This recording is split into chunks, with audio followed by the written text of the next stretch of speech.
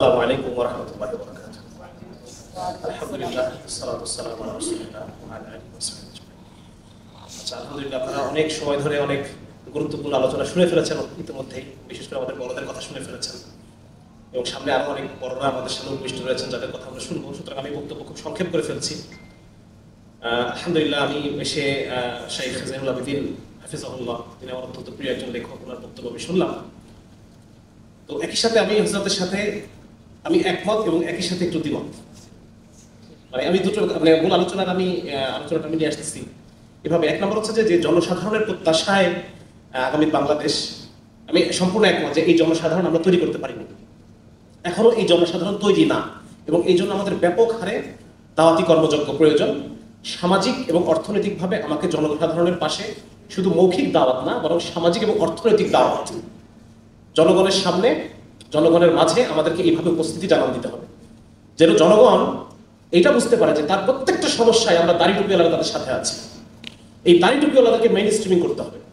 এই জন্য আমাদের যারা তোলাবাই কেরাম আছেন, যারা জেনারেল শিক্ষিত যুব সমাজ আছে, সবার উদ্দেশ্যে আমার এটা আরজ থাকবে যে এখন কিন্তু আমাদের বিজয় হয়ে যায় নাই। আমাদের কিছু কিছু কাজ দেখলে আমার এমন মনে হচ্ছে যে আমাদের এখন বিজয় হয়ে গেছে, আমরা এখন প্রত্যেকটা মোড়ের নামকরণ করবো, প্রত্যেকটা রাস্তার নামকরণ করবো, কিন্তু আমাদের কিন্তু বিজয় হয় নাই। কিন্তু আল্লাহ তাআলা আমাদের জন্য বিজয়ের সুযোগ উন্মোচন করে দিচ্ছেন আমাদের জন্য। কেবল এটা সুযোগ, এখন আমাদের কাজের সময়।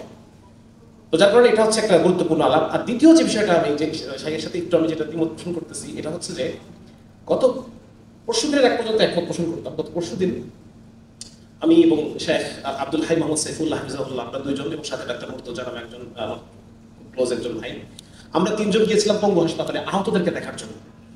এবং আহতদের মুখ থেকে মূলত আমরা গিয়েছি কোনো আর্থিক সাহায্যের জন্য না, আমরা একটু গাস্ট করার জন্য গেছি যে তাদেরকে আমরা একটু হিম্মত দিব। কেউ পা হারিয়েছে তাদের মধ্যে, কেউ খুব খারাপ অবস্থায় আছে, একটু হিম্মত দেওয়া, একটু আল্লাহর দিকে রুজু করা, মূলত আমাদের উদ্দেশ্য ছিল এটা। এবং ওখানে যাওয়ার পরে প্রায় 20 জনের সাথে আমাদের কথা হয়েছে। তাদের কাছে আমরা কয়েকটা প্রশ্ন করেছি। প্রথম প্রশ্ন আমরা করেছি যে আপনি দেখতে পাচ্ছেন যে প্রতিদিন রাস্তায় মানুষ মারা যাচ্ছে, এরপর কোন সে শক্তি যেই শক্তির কারণে আপনি রাস্তায় ছুটে গেছেন? এবং তাদের মধ্যে অধিকাংশের কথা ছিল এটা যে আমি অধিকাংশ যেটা বলছে শেখ হাসিনার যে জুলুম, এই জুলুম আমাকে আর ঠিক থাকতে দেয় না। তো আমাদের পরবর্তী কোশ্চেনটা ছিল শেখ হাসিনার উপর আপনার এত রাগ কেন? তো পরবর্তী প্রশ্নের যে উত্তরগুলো আসছে, প্রায় অধিকাংশ মানুষ উত্তরটা এরকম ছিল। হয় কেউ বলতেছে যে হযরত দেলোয়ার হোসেন সাঈদী হাফিজাহুল্লাহ রাহিমাহুল্লাহ, ওনার উপরে শেখ হাসিনার যে নির্যাতন, তাকে হত্যা করা, এগুলোর জন্য আমি রাগান্বিত। কেউ বলতেছেন যে হেফাজত ইসলামের উপরে যে 2013 সালে যে ধ্বংসলীলা, যে গণহত্যা, এটার কারণে আমি তার উপরে ক্ষোভান্বিত, তার উপরে আমি রাগান্বিত। মোট কথা এরকমই। এবং অনেকে বলতেছে ইসলাম এবং মুসলমানের উপর তার যে জুলুম, মুসলমানদেরকে নিপীড়িত করার জন্য শেখ হাসিনা যে বিভিন্ন পদক্ষেপগুলো নিয়েছে, হিন্দুদেরকে উচ্চ পর্যায়ে উঠিয়েছে, আমাদেরকে বঞ্চিত করেছে, এরকম বিভিন্ন আলাপ। মোট কথা বোঝা যাচ্ছে তাদের ড্রাইভিং ফোর্স, এই আন্দোলনের পিছনে, রাস্তায় নামার পিছনে, জীবন দেওয়ার পিছনে, হাত পা চোখ হারানোর পিছনে তাদের অন্যতম ড্রাইভিং ফোর্স হচ্ছে ইসলাম এবং মুসলমানের স্বার্থ, ইসলাম, আল্লাহ এবং তার রাসূলের প্রতি ভালোবাসা। এরপর শেষে আমরা যে প্রশ্নটা আমরা তাদেরকে করেছি প্রায় 20 জনকে, যে আপনি কেমন বাংলাদেশ দেখতে চান? আজকে বিভিন্ন বড় বড় নেতা হয়ে গেছে, বিপুল কিছু নেতা, তারা কেউ বলতেছে আমরা সেকুলারিজম চাই, আমরা এই চাই, ও চাই, ইসলামকে সংশোধন করতে চাই, বিভিন্ন রকম আলোচনা আমরা শুনতে পাচ্ছি। তো আপনি কি চান? আপনি কেমন বাংলাদেশ চান?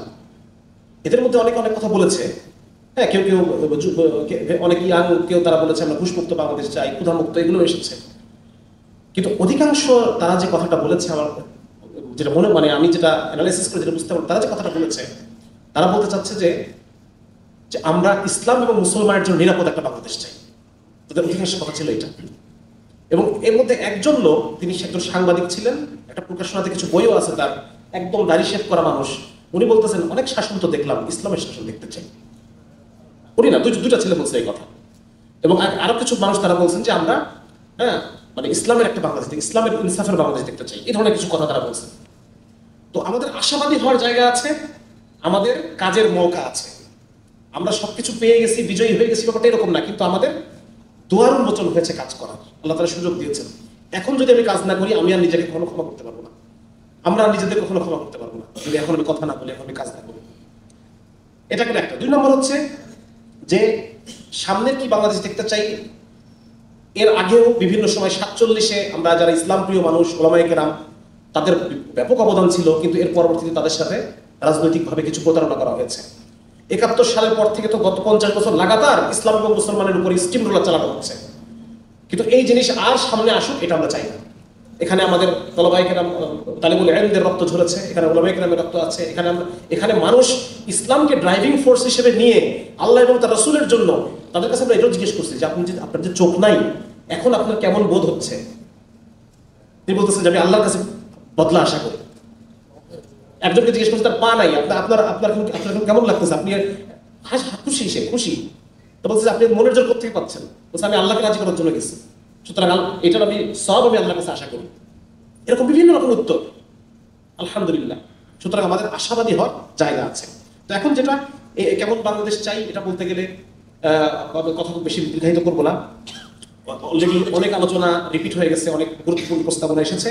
তার মধ্যে এখন যেটা উল্লেখ করতে চাই যে সামনে সংবিধান সংশোধনের একটা প্রকল্প, একটা আওয়াজ চালু আছে আমরা জানি। তো সেইখানে আমরা কথা বলতে চাই, হ্যাঁ, ওলামায়ে কেরামের পক্ষ থেকে এবং যারা জেনারেল শিক্ষিত, যারা শিক্ষাবিদ আছে, যারা বিভিন্ন রাজনীতি বিশেষজ্ঞ আছেন, সবাই মিলে আমরা কথা বলবো। আমাদের কথা যেন না আটকায়। আমি আমার কথাটা বলতে চাই, ইসলামের যে রাষ্ট্র প্রকল্প, খেলাফা, শরিয়া, ইসলামী আইন কেন ব্রিটিশ কমন লর উপরে এটা এর চাইতে বেশি জনকল্যাণমূলক? ইসলামী শরিয়া রাষ্ট্র কেন গণতান্ত্রিক রাষ্ট্রের চেয়ে বেশি জনকল্যাণমূলক? এগুলো আমি আমার যুক্তি দিয়ে, আমার তর্ক দিয়ে, হ্যাঁ, আমি পশ্চিমা ফিলোসফারদের বয়ানকে ব্যবহার করে আমরা এগুলো কথাগুলো বলতে চাই বিভিন্ন ফোরামে।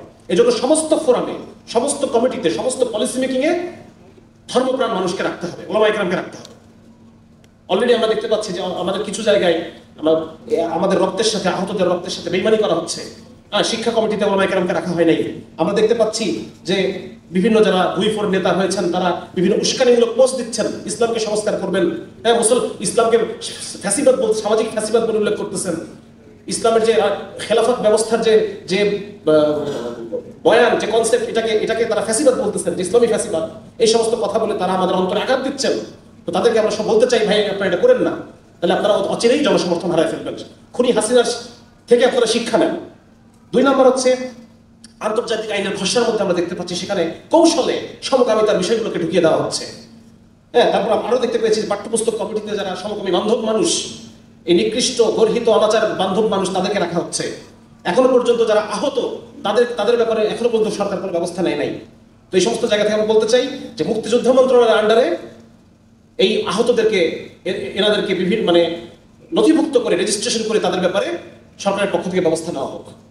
আর আরেকটা হচ্ছে ইতিহাস পরিবর্তনের একটা চেষ্টা দেখা যাচ্ছে, যে তারা স্লোগানকে পরিবর্তন করে দিচ্ছে। এই আন্দোলনের মূল স্পিরিট, মূল যে টার্নিং পয়েন্ট, সেই ইতিহাসগুলোকে তারা ইয়ে করতেছে। এগুলো আপনারা করবেন না, আমরা এই বাংলাদেশ চাই না। আর সমস্ত জায়গায় বাংলাদেশের ধর্মপ্রাণ মুসলমানের পক্ষ থেকে যেন প্রতিনিধি, প্রত্যেকটা কমিটিতে, প্রত্যেকটা পলিসি মেকিং ফোরামে আমাদের প্রতিনিধি যেন থাকে, এটা আমাদের কামনা। এই 90% মুসলমানদের এটা কামনা। 3 নম্বর হচ্ছে যে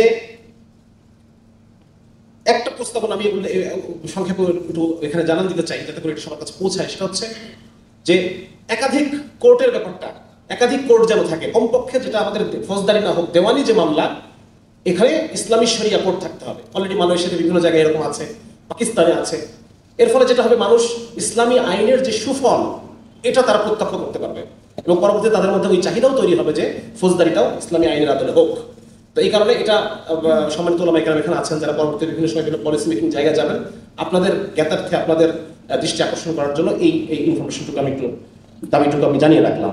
তোমার কথা এটাই, আমার আলোচনা এটুকুই ছিল যে আসলে আমরা সামনে এমন একটা বাংলাদেশ দেখতে চাই যেখানে আর যারা ধর্মপ্রাণ মানুষ তাদেরকে জঙ্গি বলে টার্গেট করা হবে না। আমরা এমন একটা বাংলাদেশ দেখতে চাই যেখানে ওলামায়ে কেরামকে যোগ্য মর্যাদা দেওয়া হবে।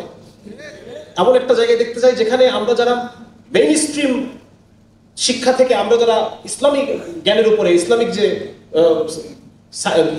জ্ঞান চর্চা যারা করেছি, তাদেরকে মেইন স্ট্রিম থেকে খারিজ করার যে প্রবণতা আমরা গত 50 বছর দেখেছি, সামনে এটা আমরা আর দেখতে চাই না। এবং সেই সাথে সমাজের মেইন স্ট্রিম জায়গা থেকে দাড়িটুপিওয়ালাদের যে নিগ্রহ, দাড়িটুপিওয়ালাকে বিভিন্ন জায়গায় যে সমাজে যে চলমান স্ট্রাকচারাল ইসলামোফোবিয়া, এগুলো আমরা দেখতে চাই না। বরং আপনারা যে কথা বলতেছেন ইনক্লুসিভ বারবার বলতেছেন, এটাকে আপনারা কাজেও প্রমাণ দিয়েন। অলরেডি বিভিন্ন জায়গায় আপনারা কাজে প্রমাণ দিচ্ছেন না, আপনাদেরকে আমরা সতর্ক করতেছি। যে আপনারা শেখ হাসিনার পতন থেকে শিক্ষা নেন। আপনারা বলছেন ইনক্লুসিভ, কিন্তু সেখান থেকে আপনারা ওলামায়ে কেরামকে রাখতেছেন না, সমাজের 90% মানুষের প্রতিনিধিকে রাখছেন না সেখানে। আপনারা এ ধরনের দ্বিচারিতা আপনারা পরিহার করেন। আর সামনের যে বাংলাদেশ, এই বাংলাদেশটা সকলের হোক, বাংলাদেশটা কল্যাণকর হোক, এবং এই বাংলাদেশটা যেন কথা বলার হয়, আমরা যেন কথা বলতে পারি। বিগত শেখ হাসিনা সরকার যেভাবে আমাদেরকে কথা বলতে দেয় নাই, এরকমটা যেন না হয়। আমরা যেন আমাদের দাওয়াত, ইসলামের যে মেসেজ, এটা যেন আমরা পরিপূর্ণভাবে মানুষের কাছে পৌঁছাতে পারি। আমার প্রিয় শেখ জাইনুল আবেদিন হাফিজুল্লাহ একটা কথা বলছেন যে মসজিদ থেকে আসা একজন মুসল্লি, তাকেও যদি আপনি বলেন যে আপনি কোন রাষ্ট্র চান, সে তার মুখ দিয়ে এটা বের হবে না যে আমি শরিয়া রাষ্ট্র চাই। কারণ আমরা দাওয়াতটা ওই পর্যায়ে নিতে পারি নাই। মানুষকে শরিয়া ব্যবস্থা, একজন বেকারের সমাধান যে শরিয়া রাষ্ট্র, এটা আমি বেকারকে বুঝতে পারি নাই। একজন পতিতাও যেন বুঝতে পারে যে সে আজকে কষ্ট করে খাচ্ছে, তার শরীর বিক্রি করতেছে, এটার কারণ এখন শরিয়া নাই, এটা যেন সে বুঝতে পারে। একজন বেকার যেন বুঝতে পারে, যে লোকটা ডিপ্রেশনের রোগী হয়ে গেছে, ওই লোকটা যেন বুঝতে পারে যে আমার এই ডিপ্রেশনের কারণ আজকে শরিয়া ব্যবস্থাপনা নাই। এই জন্য এই পর্যায়ে আমাদের দাওয়াতকে নিতে হবে। শেখের সাথে একদম একমত। আমি দাওয়াত তাবলীগের মেহনতের মাধ্যমে দিনের পথে এসেছি 2013 সালে, কিন্তু 2018 সাল পর্যন্ত শরিয়া শব্দটা আমি শুনি নাই। আমি কিন্তু তাবলীগ করতেছি ফুল স্কেলে, যার কারণে এই শব্দটাই অপরিচিত হয়ে গেছে। এই শব্দটা পরিচিত করতে হবে, মানুষকে এর গুরুত্ব, এর কল্যাণটা বোঝাতে হবে। আলহামদুলিল্লাহ জেন জি তারা বোঝে, তারা বুঝতে চায়, তারা জানতে চায়। আমরা যদি তাদেরকে যুক্তি দিয়ে রাসূলুল্লাহ সাল্লাল্লাহু আলাইহি সাল্লামের প্রত্যেকটা সুন্নাহ, প্রত্যেকটা হাদিসকে এটা কেন যৌক্তিক, এটা কেন কল্যাণকর, এই বিষয়গুলো যদি আমরা বোঝাতে পারি, ইনশাআল্লাহ তাআলা বড় একটা পরিবর্তন সামনে আসার সুযোগ আছে ইনশাআল্লাহ। এবং এই জন্য আমাদের সবাইকে কাজ করতে হবে ইনশাআল্লাহ, কাঁধে কাঁধ মিলিয়ে কাজ করতে হবে। আল্লাহ তাআলা আমাদেরকে তৌফিক দান করুন। কথার মধ্যে ভুল ত্রুটি হয়ে থাকলে আমাকে মাফ করে দেবেন, যারা বড়রা আছেন সবার কাছে আমি মাফ চাচ্ছি। আর যদি কোনো কথা উত্তম হয়, আল্লাহ তাআলা যেন এটা আমাদেরকে স্মরণে রাখার তৌফিক দেন, আমল করার তৌফিক দেন। আসসালামু আলাইকুম ওয়া রাহমাতুল্লাহ।